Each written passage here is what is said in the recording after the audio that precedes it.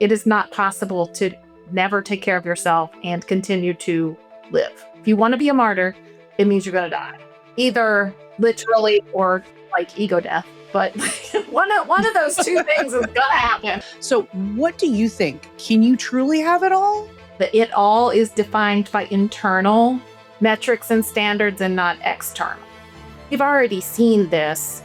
The minute you succeed at something, they just move the goalpost and say, oh, well, now you have to do this other thing. Letting what people think of you hold you back, it's like a potential killer. I ask myself that question all the time. Like, whose business am I in right now?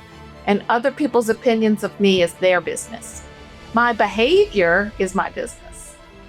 I was obsessed with all of these books where moms run away. Anything where like a woman was like running away from her life. I was like, wow, this sounds good. And I wasn't reading them as entertainment. I was reading them as like instruction manuals. I use personal mission statement as a filtering device very, very frequently. And I have my clients write their own obituaries and we work backwards from there, right? So like, what do you want women to say about you when you die? And are you living that today?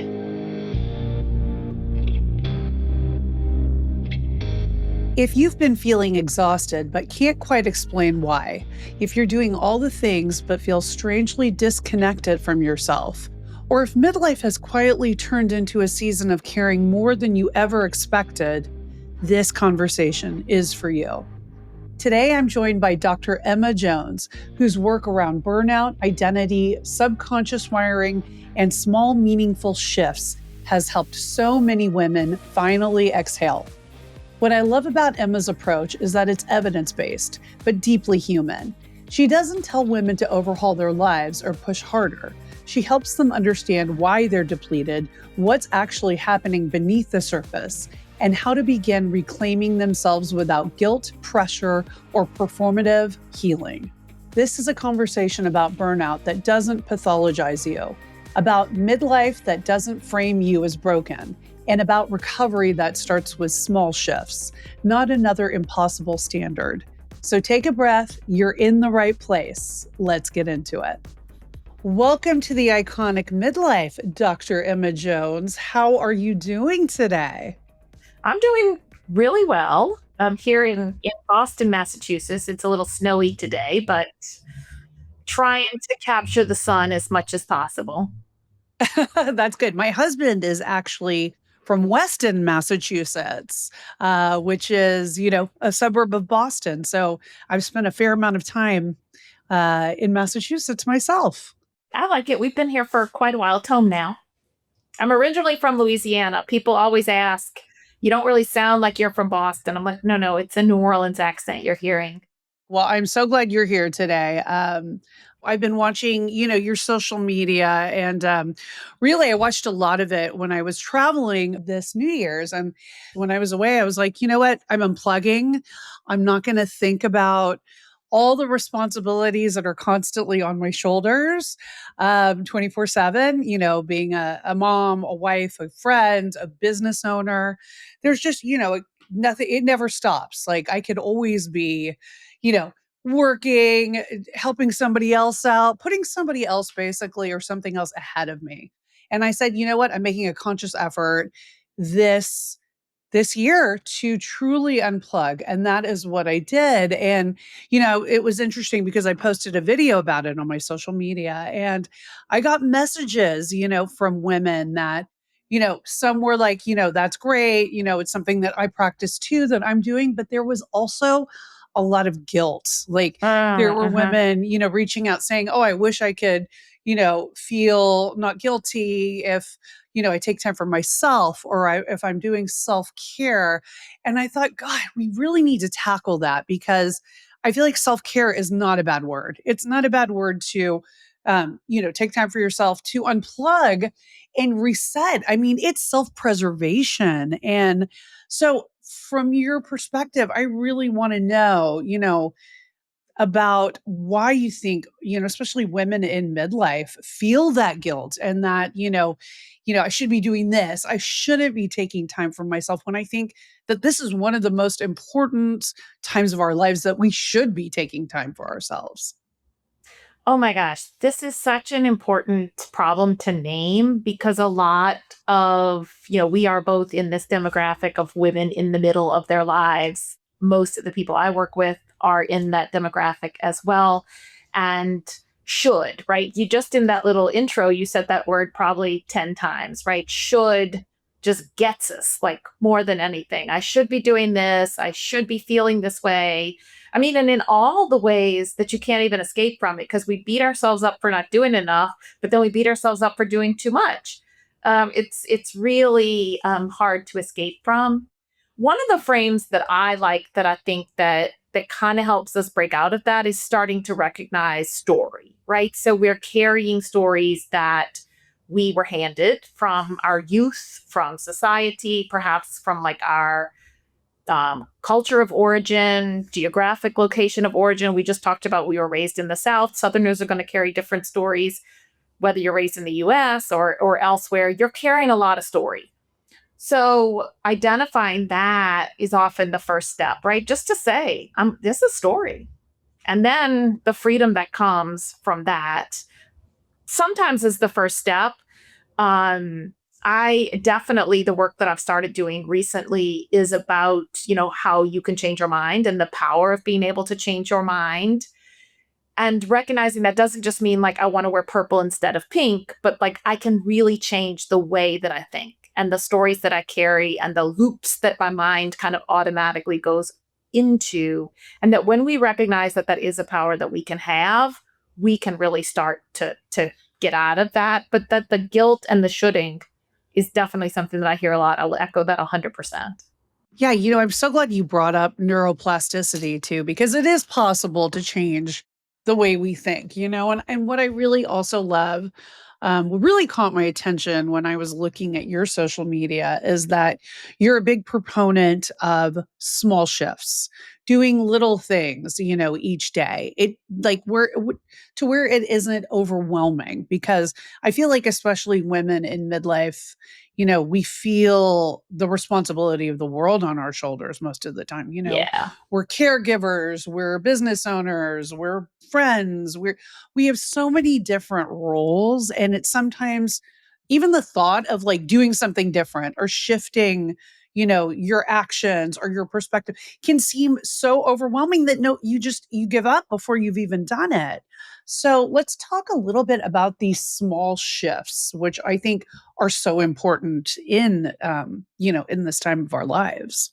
The background that I bring into this work is one as being a hospice doctor and walking with people until the end of their lives and seeing what regrets they have and what they talk about. The other is working in health systems. So, why is small incremental change so important? Whether we look at lots of examples, James Clear's Atomic Habits really details this incredibly well. I will not try to explain this better than he did. Just read that book if you want to understand this concept.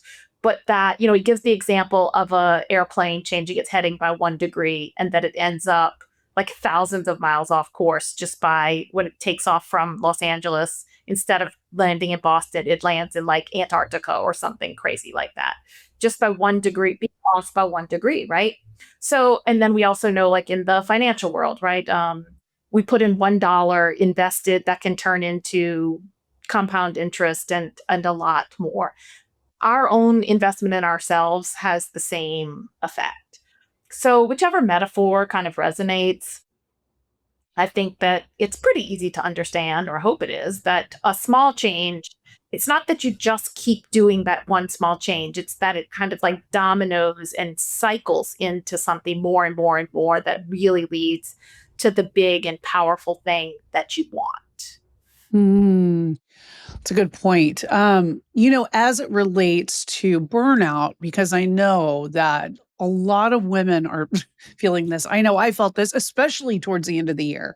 You just are like, oh my God, like I'm tapped out, like this is it. But I think it's also important to define what burnout is, because does burnout, I mean, I'm sure people have different, it's subjective. People are burned out in different ways and have varying degrees of burnout.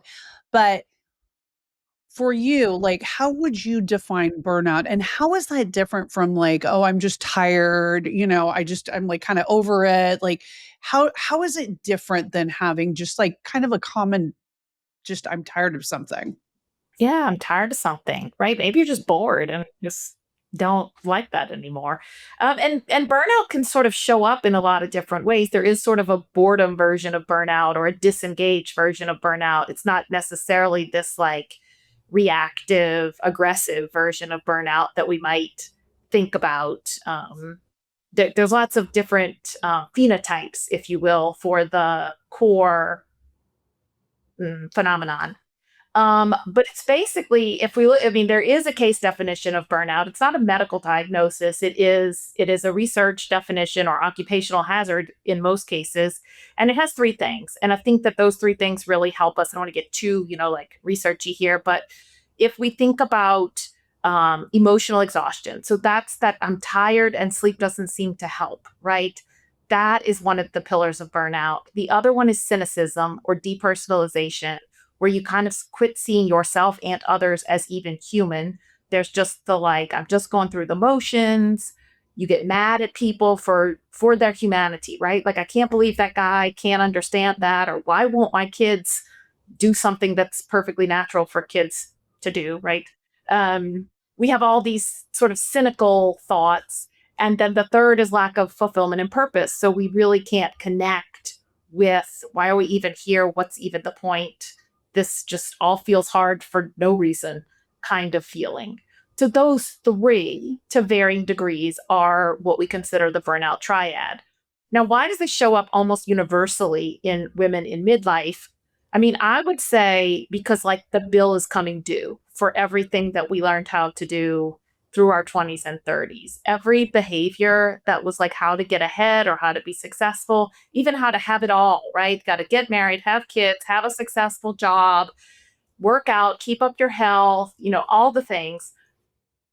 Well, now we're tired. I mean, we've been doing that stuff for a long time and the bill is coming due. And the cost for all of that stuff is coming back around. People who are high achievers, people who have high capacity to succeed, is going to hit them later because, quite honestly, you can hide it. I mean, I work with physicians a lot, and most women physicians have to be severely burned out, like to the brink of being admitted to the hospital for physical collapse before anything will show on the outside because we're just so good at running crisis, right? Um, and that most high achievers in other fields are kind of in the same have adapted those same traits. But again, like the bill is coming due, and you can either let it get you or you can name it and do what it takes to recover, which is the rest and the unplugging and the resetting and the boundary setting and kind of naming what you actually want, not kind of the script you've been running or the blueprint you've been living on for all of these, like your entire life up until the point that this hits you. I think a lot of burnout too also stems from the idea that we have been so ingrained with this idea that like you can have it all. All you have to do is like work your ass off 24/7. You get married to the right partner, you have the kids or you don't have the kid. It's just like there are all these ideas that we've been so ingrained with. So, what do you think? Can you truly have it all? Well, I think not. The question is for that we have to make sure that it all is defined by internal metrics and standards and not external. I think that if we want to say we want to have it all according to society's metrics, that is a fool's game. We are going to fail nine ways to Sunday because that is impossible, right? I mean, we've already seen this. The minute you succeed at something, they just move the goalpost and say, oh, well, now you have to do this other thing in order for that to count, right? You're not actually succeeding. Oh, I'm a physician, mom, and I have to married a stable marriage and I have two kids. Oh, but now you're not taking care of yourself enough. Or now you're not involved in the school, you're not a school mom enough, right? There's always something else that you're not doing. When I flipped that script and said, nope, I'm not a school mom. I go to work. My husband and I share parenting responsibilities 50-50. And the people who I'm accountable to is like my people in my immediate circle, not any of the rest of you clowns. Then all of a sudden I had it all, right? I had it all. Ooh, I've got like my head is on straight. I feel great. I'm energetic. I love my life. I feel super engaged in my work. My family is thriving and my body is healthy once it was my plan. So, yes with a but, no with a maybe is my answer to that question. Yeah, I think it's funny too because like you're saying, you can have all these things that, you know, on paper or in your mind, were the things you've always wanted, but then you can still feel this sense of like, burnout and, really just not being in it, and just really kind of losing yourself. Yes. So, why do you think that that happens? Like, why can you feel like you have it all? And especially in midlife, right? Like, why can we feel like the things, we have this age experience, this knowledge in our life, it's like we've hit some goals, like it should be good, a good path, but yet we're still unhappy a lot of the time, and we sometimes can't even identify ourselves. So, why do you think that happens right now? Yeah, I think this is happening as the world is getting busier, as our attention is being split so many places. I mean, I don't know. I don't know. I mean, I don't know. This is the only time I've ever lived in, but I can imagine that people who lived 50 years ago, in which information was much less available, may not have felt as much insecurity because they didn't have as many people telling them that they weren't doing the right thing, right? Right now, we just have an abundant, like infinite source of data coming at us all the time, basically saying, I don't like what you're doing. Because for every person who agrees with you, there's like equally as many people who don't. So that's one thing that I think is definitely present in 2026 is the just amount of noise that we're having to contend with is at an all-time high. The antidote to that is internal resource, right? If we can listen to ourselves, then it doesn't matter how much noise there is because we sort of know how to filter it and we know how to sort it. But that also, because of kind of the pull of society and culture, we've kind of lost attention to that. One thing that I think I was missing, or I know I was missing, was kind of like a spiritual core, soul, if you will. And that as people, modern society has kind of moved away from traditional um, systems that we may have connected with spirit through organized religion or through family systems or through communal organizations, like lots of things, right, have kind of changed. I do feel like that fracturing or kind of like diluting of some rituals and some practices that actually help us connect with ourselves and people around us that tell us that that's a good thing to do is actually not that common in society right now. And why things like this podcast or the coaching spaces that I hold, retreats, why these types of things feel so necessary because we don't really have those things that may have been like the more natural gathering places where women, the sewing circle or something where women may have come together and been like, yeah, my humanity feels like it's being questioned here. Is yours? How about you?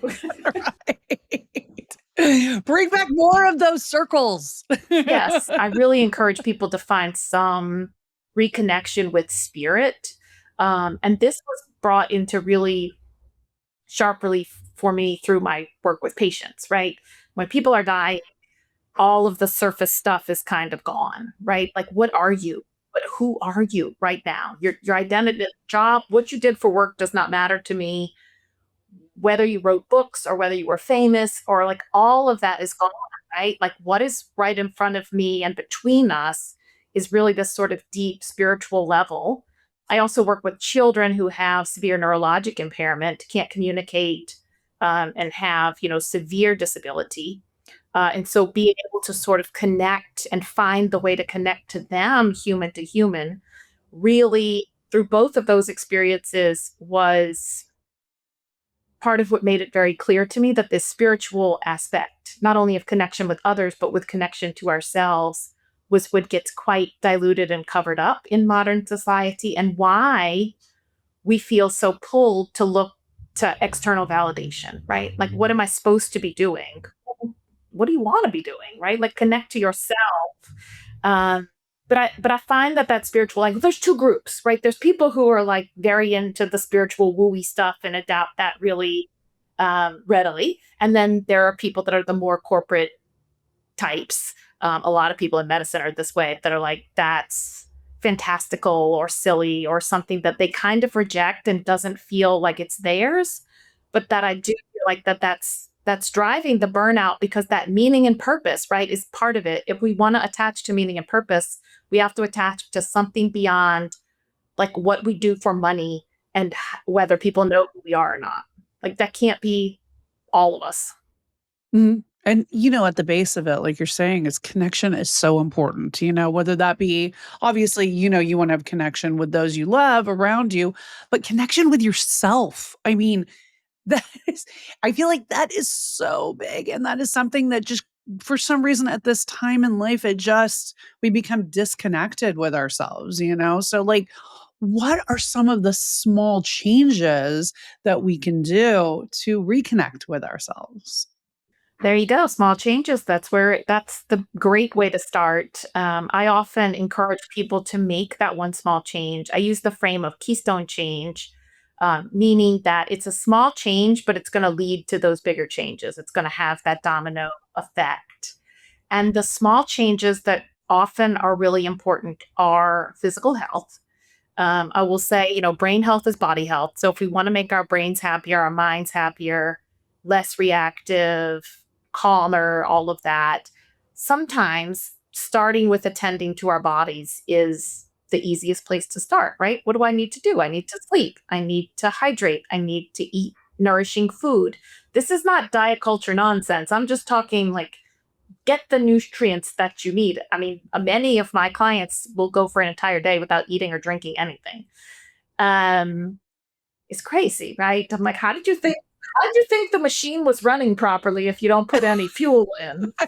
Right, right. Exactly. So those are often like small changes that we can start with. Are we actually taking care of ourselves in the most basic of ways with the body health, movement, sunshine, and right brain activities, which are the creative activities? So that's what I kind of think of as the drivers of capacity. When we talk about capacity, that's sort of our ability to hold stress, to do hard things. How much capacity do we have to do anything?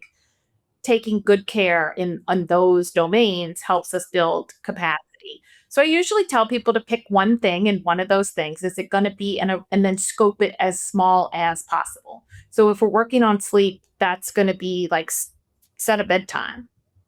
I mean, I don't care if you actually sleep. Like, let's just start with, I'm going to get in bed at a certain time. For many people, that is a drastic change to their lifestyle. Um, if that's nutrition, is that going to be, focus on eating 5 fruits and vegetables? Forget about the whole rest of everything else that you're eating, right? Like just focus on that one thing. Hydration's a pretty easy one. Lots of people love to start with hydration. We seem to be a hydration obsessed culture.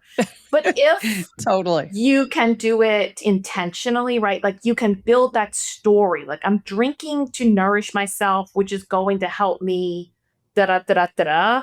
Then it's not just like I'm compulsively drinking water. I'm hydrating to help myself as an act of self care, as an act of self nourishment. Um, right brain activities is often the hardest one to access. So I usually leave that one till a little bit later. A lot of people, I mean, creative types are like, yeah, great, I want to make art. But corporate people are kind of like, what? You want me to make art? Um, movement is easy, right? Go for a walk. Go walk outside is double, because it's both getting sunshine and moving your body. And then if you drink a glass of water when you get back, wow, you've done three things. So we look for things that are multiple wins. We look for things that are so easy it's stupid. We work through the resistance of that couldn't possibly be a big enough change, because especially this time of year when we're all like resolution obsessed, we got to go big, right? I heard about this thing called, my kids were telling me about it, 75 hard. I'm like, oh my God, that sounds so stupid. Don't do that. That it's What supposedly is like it? What you're is that? supposed to do, it's like this whole menu, not a menu, like protocol of like all of these things, exercises and diet plan and all this stuff you're supposed to do for 75 days straight. No, no, no, no, no, no, no, don't Yeah. do that. You're like, pass on that. 365 medium or easy-ish is kind of what we're going for, right? And really thinking in like about the intentionality because I think that starting with the small change is important, but we also want to make sure we're still connecting to why. Because not this is another from the improvement science, not every change is an improvement, right? We need to know if we're actually moving in the right direction. We could be changing things that are actually taking us away from our ultimate goal or digging us further into the hole, which is what I think would happen if anybody tried 75 hard.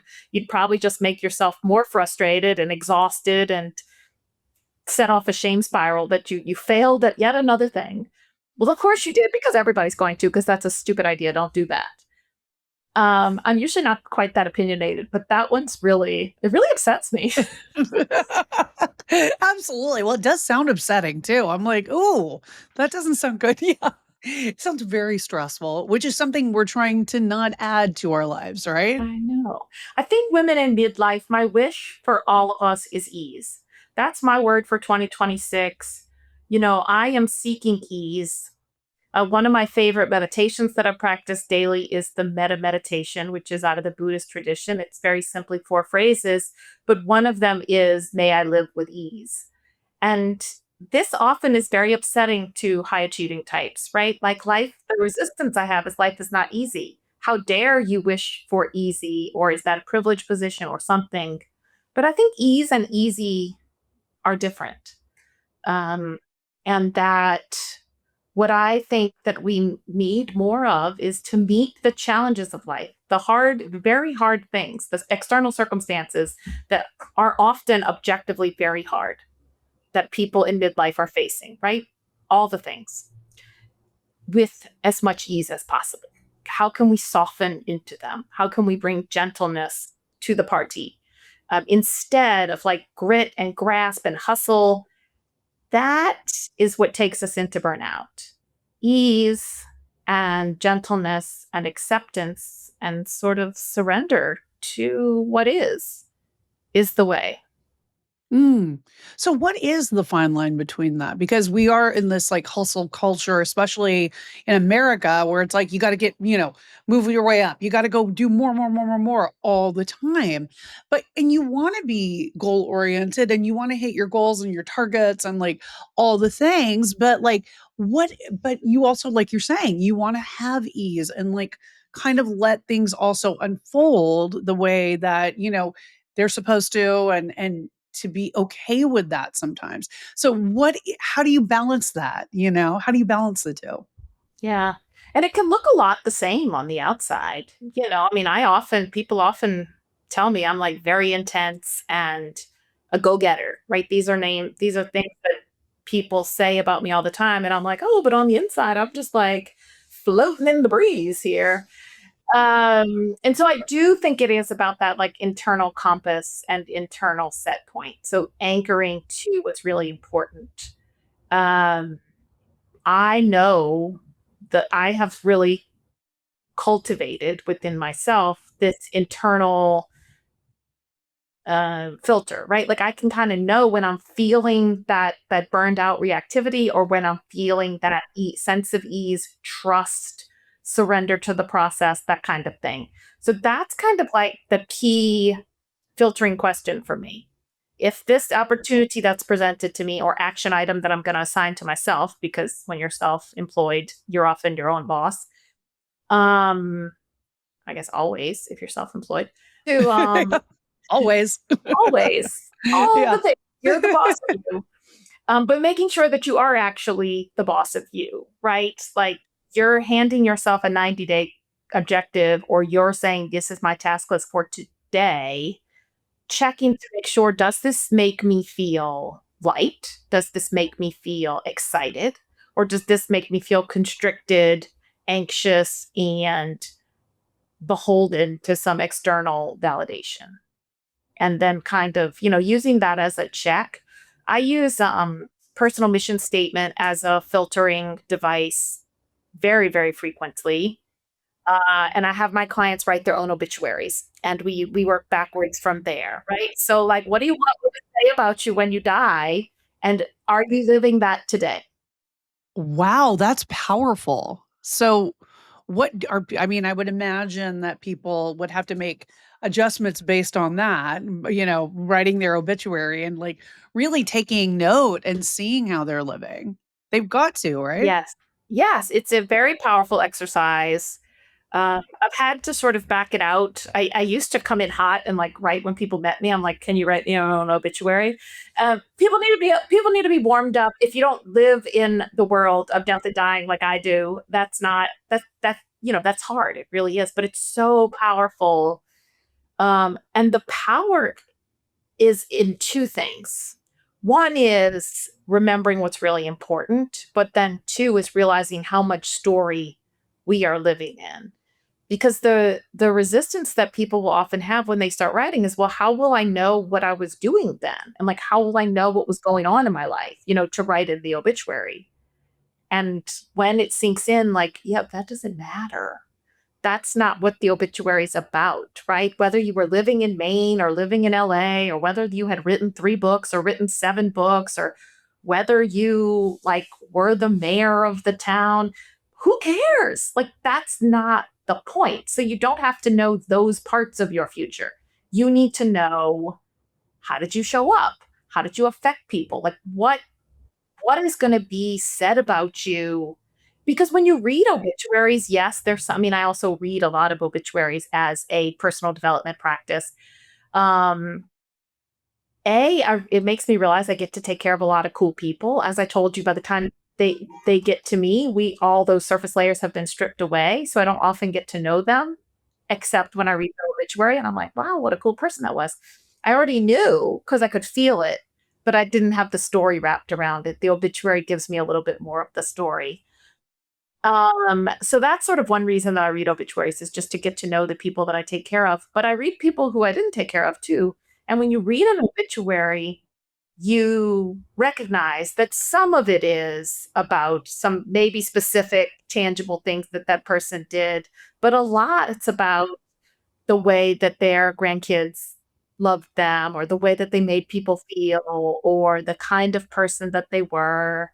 Um, you know, almost always positive.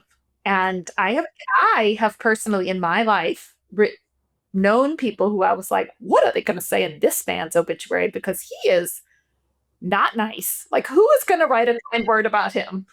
And then you read it and you're like, oh, well, yeah, okay, I can see that was true. Like, there's always a little bit of a way that you can um, find that common humanity.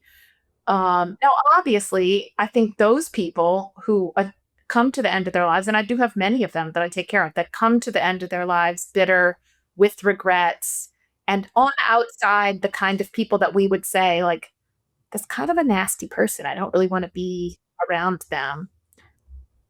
That has happened somehow along the way. Like, they didn't just get like that, like 5 minutes before they died. What I try to look for is, what could we have done? Like, how could we have kind of righted the ship? And often midlife is the inflection point, right? Where we can either say, oh my goodness, I'm living some programming that doesn't really agree with me, and I'm feeling disconnected from the world. And I'm either going to make a commitment to course, like get back on course, change course, right? Change course, change my heading, even by 1%, I might end up somewhere completely different. Or I'm going to double down and like go further in to this negativity trap that society has handed to me. And that's what I see. So sometimes recognizing, okay, I don't want that on my obituary. I don't want like a 2 sentence obituary because nobody could say anything nice about me. Um, I want this. I want this, right? Mine talks about, you guys, I have it on my website, my own obituary, as well as an exercise that sort of walks you through it. Talks about how I show up bright and sunny, and I bring my own sunshine, and I help people to become the best versions of themselves. And then, of course, I do a little future casting of like what I want, like how many people I was able to help through my work and that kind of thing. So there's still a little bit of like ego in there and like external stuff that I'm connected to. But then I test it, right? Then we sort of test it and say, okay, if I was using this as the filter to decide what I was going to do today, would that help me make decisions, right? So then, is this helping me to show up bright and shiny and be a lighthouse for others? Yes or no? Is this helping me to like help other people elevate and be the best version of themselves? Yes or no? And mostly when things are getting into like hustle grind culture, that's ego driven. That's like all about me now and not about me becoming or me serving. And so I think the obituary or mission statement can be a really powerful filter for helping us not only make those decisions, but also feel empowered about the decisions that we're making because the shouldsing and the guilt. Sometimes it's easy to say, I'm going to take a break today because I need it, but then you still feel guilty, which like it's a much more powerful story to say, I'm going to binge Stranger Things because that actually charges my battery. I watch it with my teenage kids and I'm connected to them. And that actually means that when I go back to work next week, I'm like bright and shiny lighthouse. And that is actually my goal. So this is not a this or that. It's a this Mm. because of that. It's very true. And I think too, it's like letting go of the guilt that is associated with that, like where, oh, I could be doing this, I could be doing that. It's like just let it go, right? So, how do we rewire our subconscious and our brain to be okay with that? Because I feel like the wiring is there that we should feel guilty for doing something for us versus for somebody else or something else. My favorite question about story is does it serve, right? So often when I'm teaching people to write new stories, we get stuck in this, okay, well, my old story was a lie, but now my new story is also a lie. It's just a different lie because all stories are lies, right? Like it's their just brain making up stories. It's an interpretation. Not lie, maybe a little bit strong word, but it's an interpretation. So the question is, does it serve, right? Does it serve you to believe this story or does it serve you more to believe this other story? When we're talking about guilt, then the question is, who is it serving for you to feel guilty? That's a good question. I mean, Really good filter, right? Who is being served by this guilt? Who is this helping? Someone. It's helping someone, but it's not you. And it's usually not the person you're trying to help in many cases, right? Society, I mean, overgiving is a huge problem. Again, most of my experience is in healthcare and health professionals. Overserving, overgiving, martyrdom, um, feeling guilty for taking a day off, feeling guilty for not picking up the extra shift. That serves the hospital complex, the insurance system, the corporate medical system that treats us like widgets in a machine, right? That doesn't serve us or our families, our future selves, or really even, I mean, I don't think it even serves the patients. Um, that's often the connection that I have to break is that people do think the patient is served by that. But when we can see it, no, it doesn't actually, like those guilty feelings. The the hours of care is a problem that has to be solved, just as it is within our homes, right? If you have a young child, 24 hours of supervision is required. You have to solve that problem. But you feeling guilty if it's not you all of the 24 hours doesn't serve your child. mm-mm. You solving the problem, like hiring a babysitter. Now, maybe, like everything creates another potential problem. And but most of the women I think that we work with are really good problem solvers. Once we can get this sort of guilt noise out of the way and get it down to like tactical, strategic problem solving, then all of a sudden we're like, oh yeah, if I didn't feel guilty for taking a night off, I'd hire a babysitter and like where would I come up with the money and how would I find someone and have to get referrals, right? There's all these things, but like we know how to do things. It's just that one little thing that just has to kind of get out of the way. Like, who said you had to do it all 24 hours all of the time? I mean, like society said it, but like it's not true. 100%. And this whole notion of martyrdom just drives me crazy because it's like, I was listening, gosh, was it might have been on social media or a podcast, but there was this young guy, oh, he must have been 25, and he's talking about how he wanted to meet a partner and meet a woman and the things he was looking for, and he's like, above anything else, I want my future wife to be selfless, meaning put everybody else in front of her but her. I want her to do for the children, do for me, do for, anyone else before her. And I was like, why is this? This is also something as women too that many of us believe is that you have to be selfless if you're a woman. You have to put everybody else in front of you or you are a bad person. So I would love to try to dispel that notion too, where it's like, why do we have to be martyrs? And why do we have to be so quote unquote selfless? How do we start untangling that? Yeah. I mean, I think the trade off, as you were telling that story, my thought that was coming to my mind was like, well, isn't that cute? Like, it's so naive to think that. I mean, forget the misogyny, but it's just naive to think that someone could actually do that. Um, we've seen it, right? The bill is coming due. I've put everyone in front of myself for all of my life, and now I'm burning down and crashing. I'm quitting my job. I'm running away from my family. When I was going through my big burnout episode in 2018, kind of between 2016 2018, this is the episode that I write about in my book, The Phoenix Blueprint. Um, I was obsessed with all of these books where moms run away. There, like Where'd You Go, Bernadette was kind of one that was really popular at that time. But there was like a crop of books, or Wild, anything where like a woman was like running away from her life. I was like, wow, this sounds good. And I wasn't reading them as entertainment. I was reading them as like instruction manuals. Um, so that is the result of that system of living. You put everyone in front of yourself for long enough, there's no self left.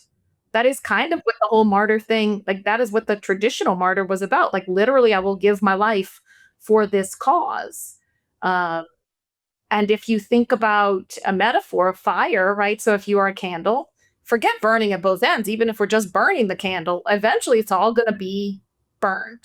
And then what are we going to do? So this is where we all find ourselves, I think, if we're talking about midlife people and why that paradigm of selflessness is so destructive and impossible to adhere to, because it basically just means then I just have to be gone. Like you've used me all up. So what am I supposed to do now? But I'm still here. Um, so I prefer a system of sustainability and a value anchor. Like we value longevity. Like, can you do, yes, yes. Like if I'm thinking about how many patients can I take care of, I maybe can take care of 60 patients in a day, and then I burn out after 2 months, right? And then I need like 2 months off if I do that for 2 months straight and never take a day off.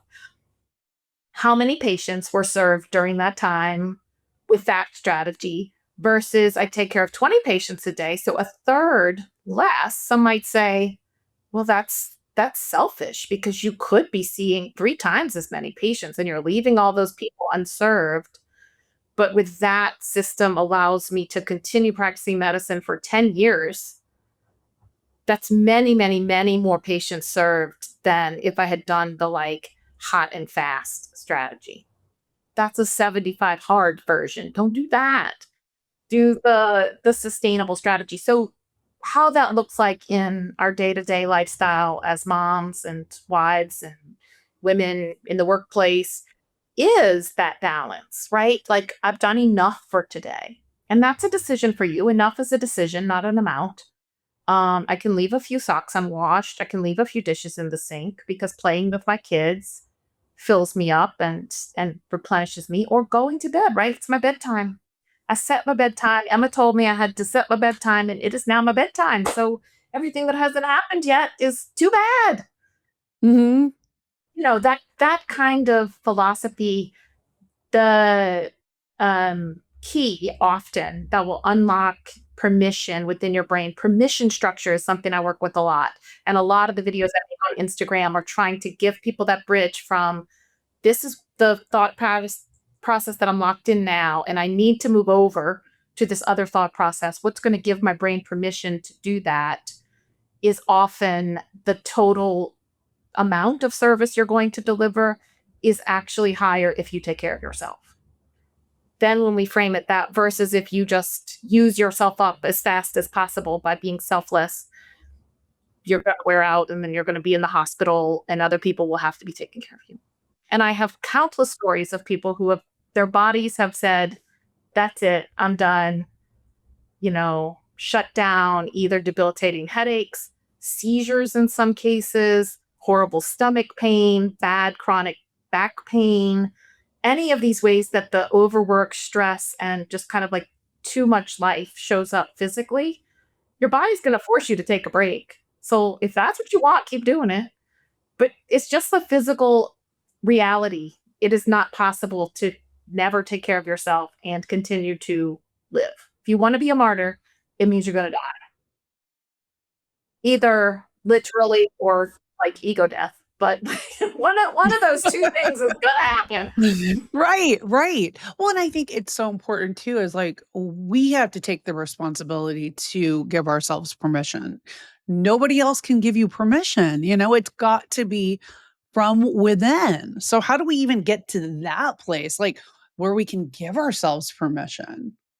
Community is really important, and I think that listening to this where I love to let story work for us, right? So the more that I can share stories of other people who went through the same thing and did give themselves permission, not only how hard it is, which is a lot of the storytelling I've been doing so far, but also that yes, there are a lot of people. There is a counterculture movement out there. Now it's hard because once you kind of get to this place where you have internal resource and you like your life and you're just thrilled to just be normal and boring, you don't really get on social media as much as you used to. You're not out there complaining. A lot of times the negativity is much more loud than the people who really have kind of crossed over, gone through the looking glass, if you will, and are living in that life where they live by their internal standard. They also know that they have to turn off the noise. So, decreasing the media diet is very important to maintaining that sense of calm and internal guidance. So, I think we just don't see it as much, but it's there. And I think as you're trying to build capacity to rest, build capacity to let yourself have permission to do what you want to do, build capacity to set boundaries, just say no, to really stand up for yourself in the ways that are important. Looking for role models is essential, being able to say, I see somebody who has done this, so my brain's going to start to believe that it's possible.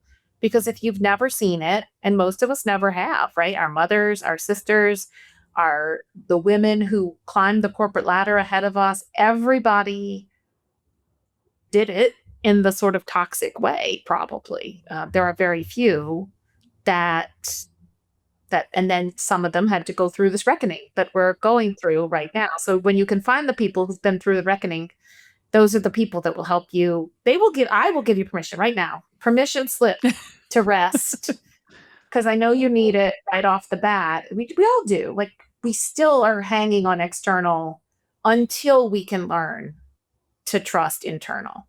Everybody needed training wheels to learn how to ride a bike. Everybody needed their mom or their dad's hand on the back of the seat. And then at some point you felt brave enough to coast off by yourself. So we'll be your training wheels, but give yourself a bedtime. That's your first training wheel.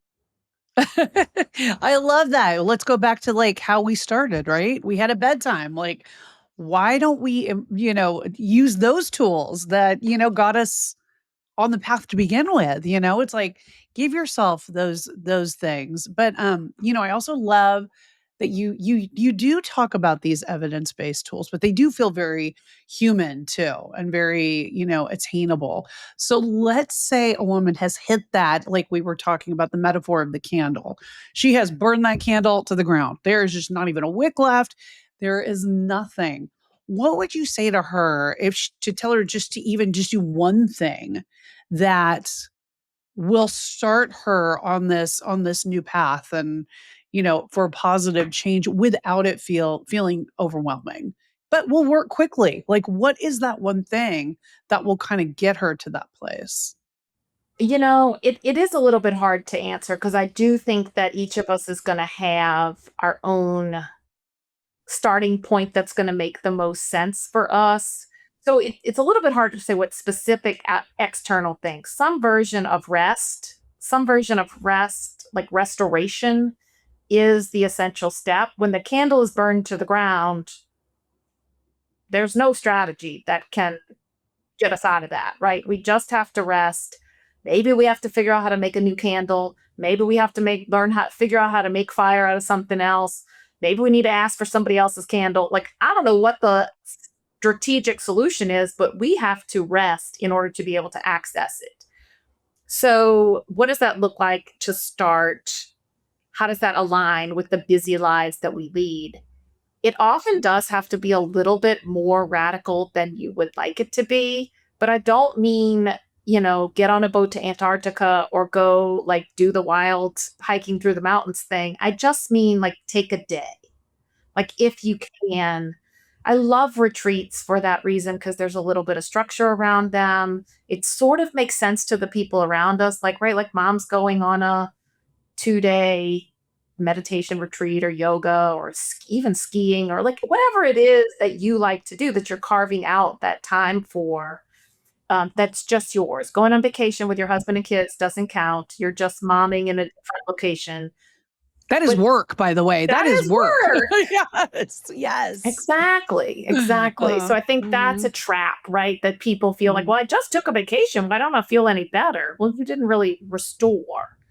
So whatever it is, I mean, it's something you can do it at home if you could bound your life, but it is often easier to kind of carve out physical space and physical time to with the intention that this is my time to really restore myself. I'm not going to be 100% fixed at the end of this, but I'm acknowledging that this is a necessary step for me to kind of just like get those base resources, get 8 hours of sleep, be able to eat a nourishing meal that was cooked by somebody other than me, be able to drink some water or some fancy spa dinner or whatever.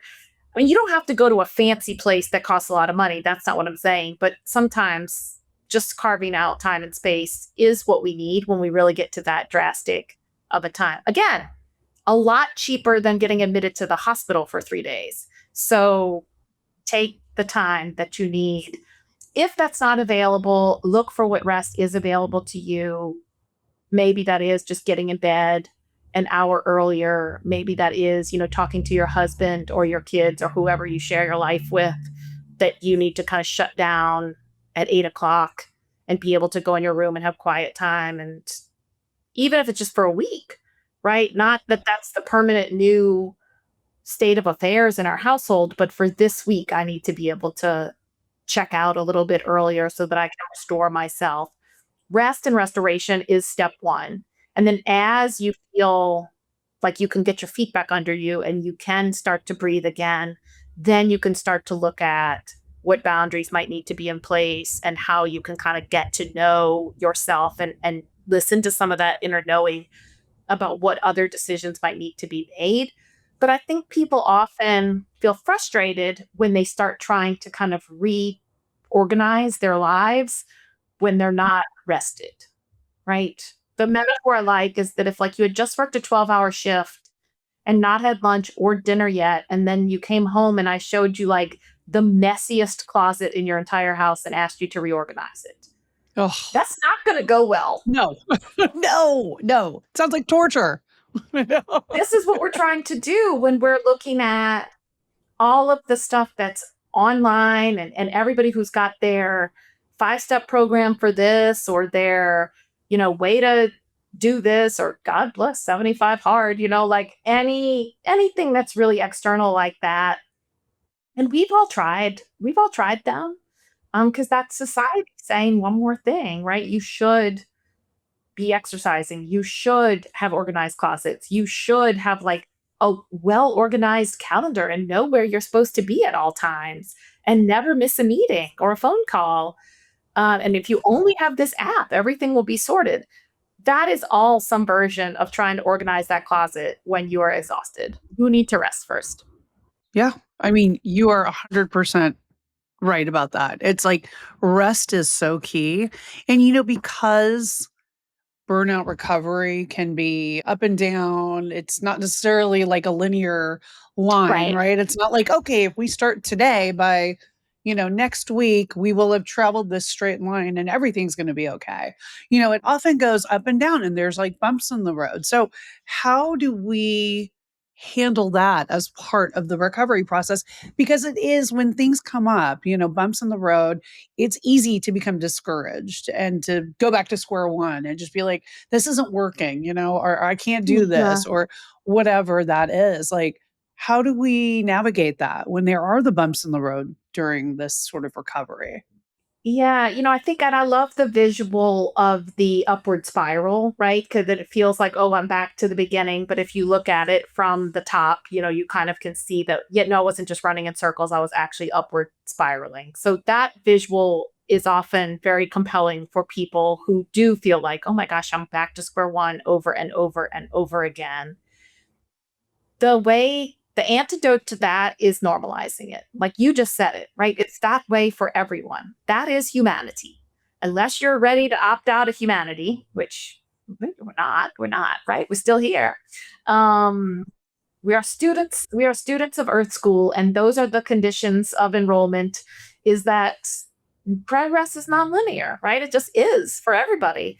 And I think that I do tend to like a little levity, a little playfulness. I think that kind of breaks through a lot of that like grippy, shameful self judgment that we can get into. If we're just like, oh, this is just Earth School, or everybody has this problem, then you can get into solution focus, which for the most part, we are really, really good at, right? Like, okay, well, that way didn't work. What else should I try?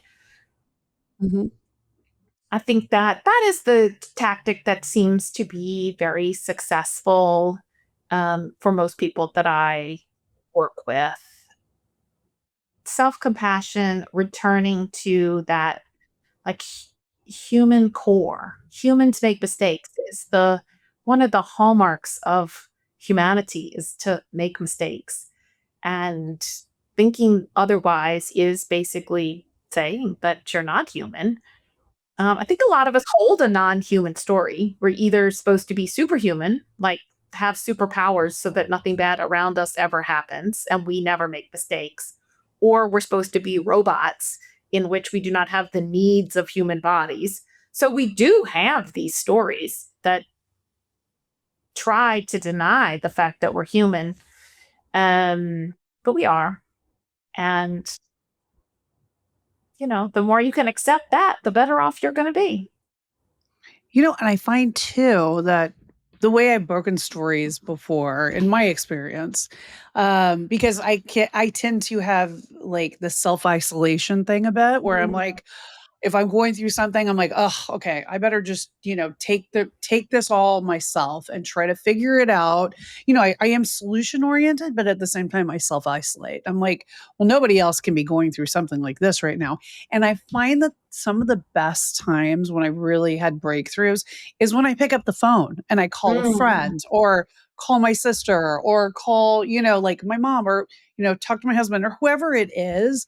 And quickly find out that most everybody else is going through something at the same time. It might not be the same thing, but nobody's life is perfect. So it's like, I feel like that human connection so much of the time helps break some of these cycles as well. Absolutely. I could not agree more. Is there any specific way you start that conversation, or is it just any chit chat? I think it's for me, I think it's like, just first of all, letting go of the notion in my head that I'm the only person in the world that's dealing with something right now. Yeah. First it's like letting go of that and then really just being honest with them, and being like, I'm having a really shitty time right now. There's something going on, like I'm dealing with this and really just laying it out there. And I do think that comes from also having, friends that you trust, obviously, and Yes. like that are there for you, having that good foundation of friendships, but also just letting go of that ego and just that insecurity that it's like, oh my God, are they going to judge me? Are Mhm. they going to feel a different way about me if I'm honest about what I'm going through? And I feel like whether they even if it is a really good friend and in some part of their mind, they're judging me or not, that's none of my business. Like, that should not have any, impact on how I carry myself, and like the next decision that I'm making to, find a solution for what I'm dealing with.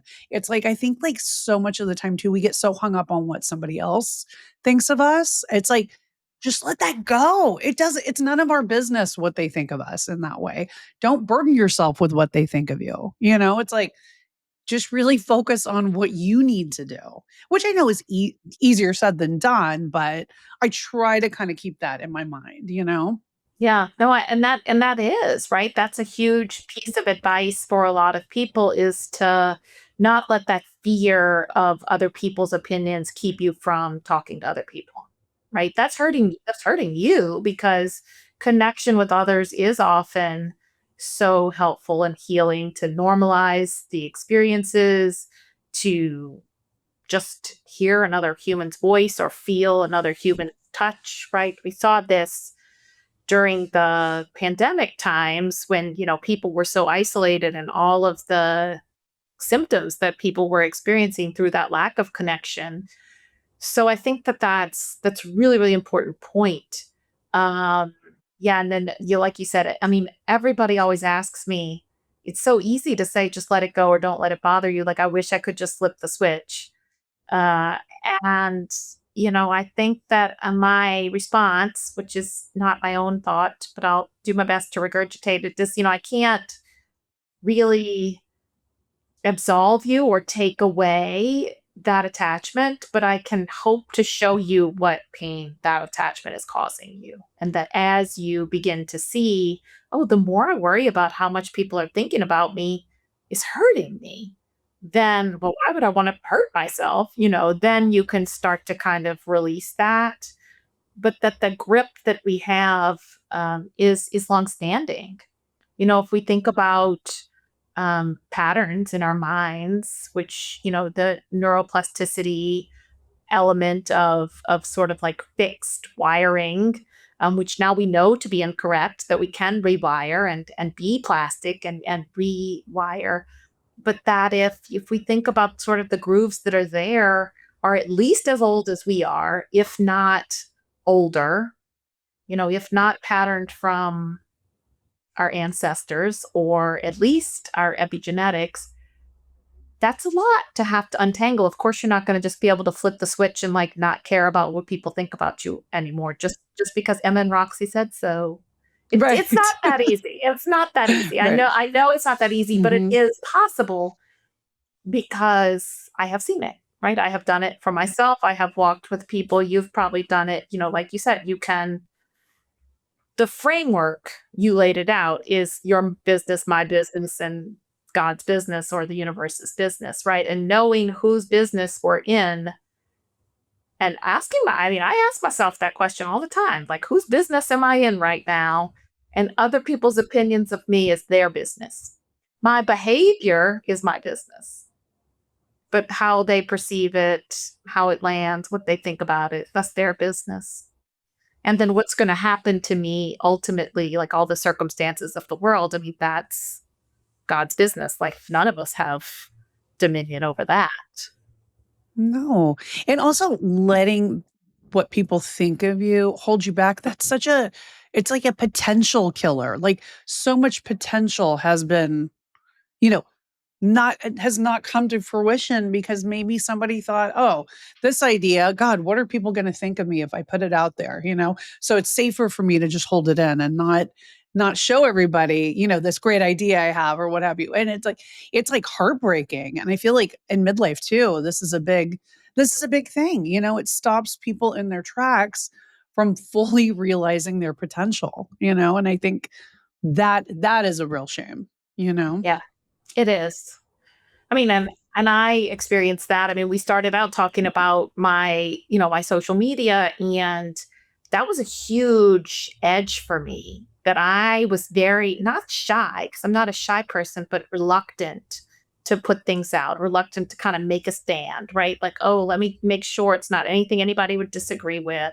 And I try not to be inflammatory, but that fear, right? About what if they don't like me? What if this upsets people? What if um, they say mean things about me? All of those things I think definitely came at me as I was thinking about making more public content, and going from I had always done a blog, I had always done a lot of teaching in person, and then I had a book, but the book is like kind of removed, right? Like when people don't typically like call you up and tell you what they thought about your book.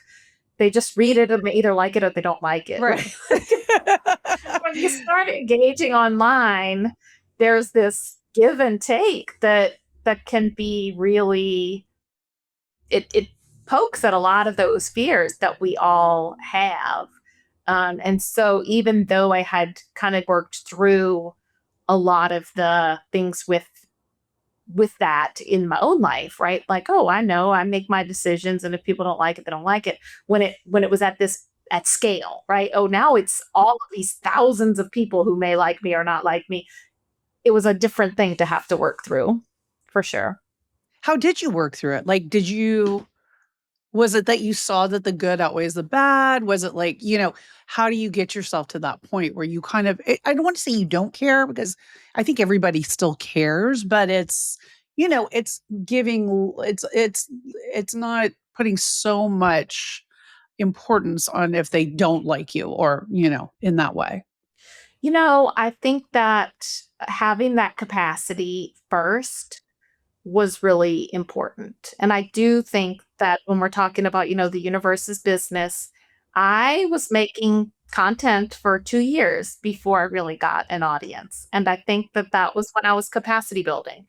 I was sorting things out inside myself so that I could hold that bigger container. Because that was necessary. If I had gotten a bunch of followers before I really had these internal systems, I think that would have led to a lot more distress. So I kind of had the foundation first before the result came. Is definitely one thing that was true. And then I kind of have the not luxury, I guess, of privilege. It is an incredible privilege to practice medicine still, but a lot of my day is spent around people who could not care less about any of that. Right. And so it just keeps it real, that they don't know that I have a coaching practice. They don't know that I talk about things on social media. They don't care how many followers. They don't even know that I mean nothing. They're just like you and me. You're my doctor and I am sick and that's all that matters. And so that's really, really grounding. And I think sometimes small children also have that effect, right? Like they really don't care anything. Paired with that, though, my family was super supportive. My husband and I have teenage kids. They were like, "This is great. If this is what you want to do, this is amazing. You're putting in the effort and it's paying off and you're having success and we're really proud of you." And so that was help. Like having people who can celebrate your success is also incredibly important. Having people who poo-poo your success or tell you you're doing something silly or that'll never work or whatever is equally as bad, right? Um, so I want to say I was intentional about kind of cultivating both of those things. I don't think there's any accidents or mm, coincidences, But those things are incredibly important for me continuing to be able to show up. And then, yes, connect. You said it, like it's important connection to the why am I here? Not only keeps me showing up and keeps me out of the noise, but also make sure that I'm still on message, right? Like, I think it's really easy once you start to have success with something to maybe get a little misguided and start to chase the success. We all have had some version of that in our lives where, oh, they like it when I do this, so I'll keep doing more of that. And that's fine as long as that thing is still aligned with your purpose and your integrity, where we start to feel like we get in midlife often, like that's where the bill is coming due. I've been chasing success and doing things that other people liked it when I did it, but I didn't actually want to be doing that all that time. And it brought me things like money or promotions or nice houses or whatever it brought me, or maybe things that I actually value, but kind of the what it took to get there is not the juice isn't worth the squeeze anymore, as they say. Uh, so because I sort of came into this project with trying to grow an audience around cognitive biases and how do you change your mind and neuroplasticity and rewiring, like this is what I want to talk about, right? I'm building this audience around that. Uh, with all those foundations in place, I think that has kind of been the alchemy that allowed that to be successful in a way that still feels honest. Oh, yeah, that's the and authentic. I mean, that is truly like you're saying, your purpose, your drive, like all the things. Um, and I think there is something interesting about when you're talking about being a death and dying doctor because it sort of leads us back to this idea of like regret. So I want to know from your perspective, because you are seeing people at the end of their lives, what do you think about regret? Is regret useful? Is it helpful? What are the regrets that you hear the most? Like, what do you think about regret? Yeah, it's pretty loaded concept or layered, I think I would say. Our brains are kind of programmed to not have regret, right? Whenever we have dissonance where one thing it disagrees with each other, we're going to do something to resolve that. So a lot of times, the most common pattern is, well, that was the decision I made, so it must have been the right decision. So we actually kind of have this pre-programmed story to tell ourselves that we don't need to regret our decisions because they were the right decisions because we're smart people and we wouldn't have made a dumb decision. So, like, no need for regret. So that's why often, like, no regret living sometimes gets a little bit misguided because it could mean you're just listening to the lies your mind is telling you. When we talk about end of life, what do I see the themes that emerge when people say, wow, I really missed the mark here, or I really wish something had been different? Um, it often is in thinking that they had more time, putting something off, thinking about a lot of people who do not take care of their health, do not take care of themselves, really do burn the candle at both ends, thinking, well, I'm going to put in my 30 or 40 years and then I'm going to have time in retirement to do all the things that I want to do. That tends to show up a lot, especially when those people are coming into hospice or into end of life care when they're in the 60s or early 70s because, like they ran their body into the ground. So that I see a lot of regret kind of around that theme of like, I thought I had more time, or kind of I thought this life was going to be different. The other regret that I see a lot, and it's not really a regret, but this is a theme that I see show up. One thing that makes it actually very hard for people to die peacefully is the holding on, and not being able to release and not being able to let go. Now, that is the ultimate letting go, right? You are letting go of everything you have ever known, like of the mortal realm into the unknown that no one has ever gone to and come back to tell us about it. Of course, it's going to be hard, but wouldn't it be nice if we had practiced just a few times before then? And so that's sort of another pattern that we see, that people who have a very hard time releasing from their body, that have a lot of symptoms at the end of life, that have a lot of, tumult, that they often have a life that was defined by that holding on and that refusal to let go of anything, right? Like, I no, I must control, I must hold, I must be in the boss of everything. So that's something that I see a lot, and a lot that informs my coaching work, because I'm like, I want to go back in time and put you on a different path so that you're not that.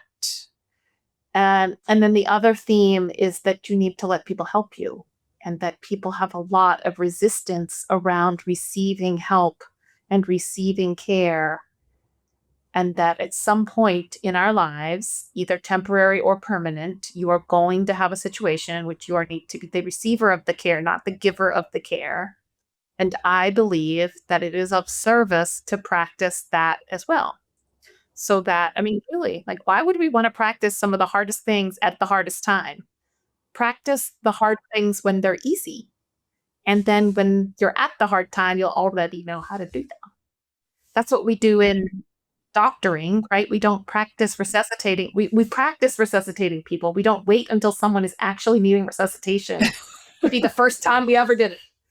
All right, right, right. Exactly. You're like, you want to be sure you know how to do that. So We you're going to want to know how to practice. do it. Yes. Yes. No, I love that. It's like, why not practice it when it's easy? That makes so much more sense. Or easier. Because it's not easy now. Like, we have already, through this whole hour, right, detailed all the reasons why people, women in midlife particularly, may have a hard time receiving help or letting go of things. But that right now it is easier than it's going to be when your body is also betraying you and all the people around you are grieving your imminent death. How about we practice right now without those added layers of challenge on top of it? Now is the time. 100%. 100%. So, what advice would you give your 25-year-old self? Oh my goodness. Okay, let's see. 25, I was in med school thinking that 80 plus weeks and 30-hour shifts were normal. And I think that the advice that I would give is, start to think sustainable, start to think, notice at least. You don't have power right now, 25-year-old Emma. Like, you're a med student, you can't actually change your schedule, but start to notice where this might not be a good idea, right? Instead of just accepting that it is a good idea, that it is the way that you are going to pattern your life for the next 25 years. Start to notice so that eventually there might become a time where you could have some power to change it. No, like, you don't have it right now. I think that's the best advice I could have given myself at 25, that might have changed the course of things. Um, and gotten me to that sustainable mindset a little bit earlier. Earlier. Yeah. What is the biggest lesson that you've learned in midlife? No day is promised. Tomorrow's promised to no one. That is definitely the biggest lesson I have learned through my professional work, but also, our friends are getting sick. Our spouses are having events. This is not the idea that that happens to old people. We are now those people. Right, exactly. We are in that club. We are in that club. And so, or me, I myself have had a cancer diagnosis. So I think that the um, impermanence of life has become very apparent to me in the past few years. I'm sorry, did you say cancer diagnosis? Mhm. Yeah, I Oh, did have, I wow. had breast cancer. Oh my gosh, wow, wow. I'm Well, okay. I'm all I'm good now. okay, That's good, good, good, good. 5 plus years in Great. the rear view.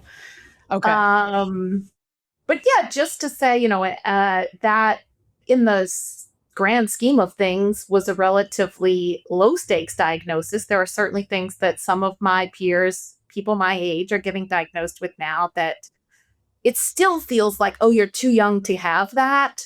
But that when I really think about it, I'm like, no, this is the age when people start to get these things.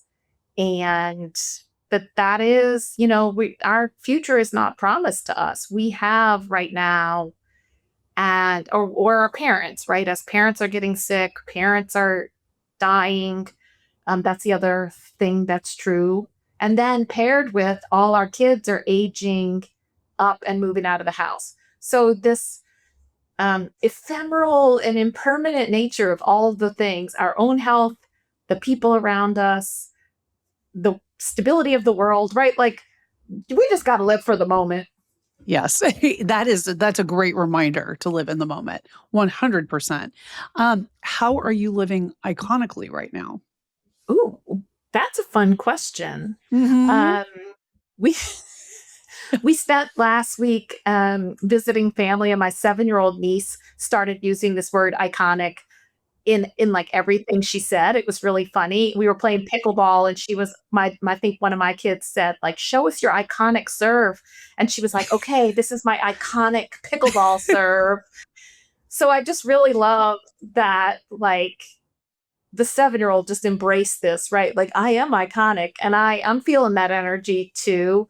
I think that I am living iconic by being willing to get out there and have people see me on social media, and by really digging my inner iconic is what is really true. What are the messages that I need to share that I might be like a little bit scared to say out loud? I've told a lot of stories so far, but the little fear I could retreat into is, well, I've already told all my hard stories. I'm done.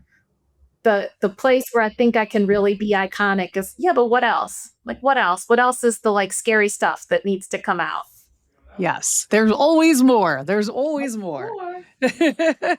Amazing. Well, I am so grateful that you have joined us here on the Iconic Midlife.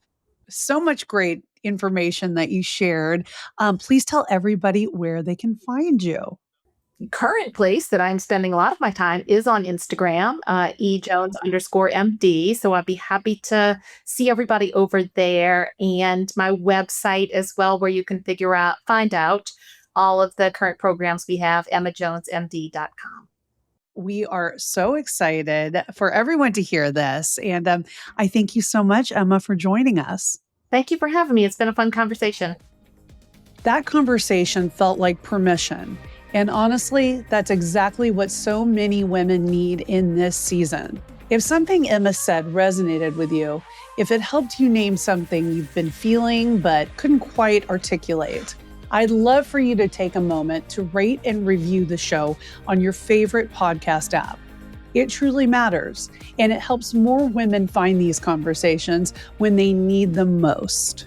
And if you're not already following the Iconic Midlife, make sure you hit follow or subscribe wherever you listen or watch.